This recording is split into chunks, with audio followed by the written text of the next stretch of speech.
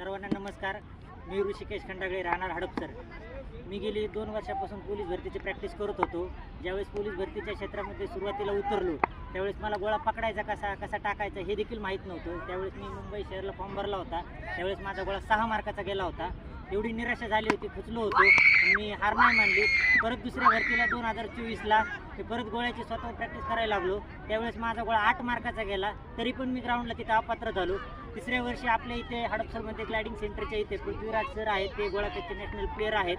तर ते इथं गोळाफेकचे सराव वगैरे घेत होते. असंच चालता त्यांच्याकडे आलो होतो. त्यांच्याकडे गोळ्याचा मी क्लास लावला. 2-4 महिने डेली त्यांच्याकडे गोळ्याचा क्लास केला.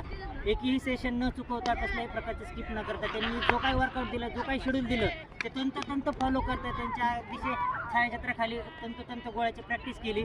आणि माझा या ठिकाणी चालकला माझं 17 तारखेला ग्राउंड होतं, पुणे रामटेकडी येते. तर त्या ठिकाणी मी 8.73 गोळामीटर टाकलेला आहे. त्याच्या मागे पृथ्वीराज सरांचा खूप मोलाचा वाटा आहे. त्याबद्दल मी पृथ्वीराज सरांचे मनापासून आभार मानतो. आणि एवढं सांगतो की ज्या मुलांची गोळे वीक आहेत, ज्या मुलांची गोळे कमी जातात, त्यांनी पृथ्वीराज सरांशी संपर्क साधावा आणि आपले गोळे आउट ऑफ करावे. कारण गोळा हा एकमेव अशी वस्तू आहे की तोच माणसाला पोलीस बनवू शकतो.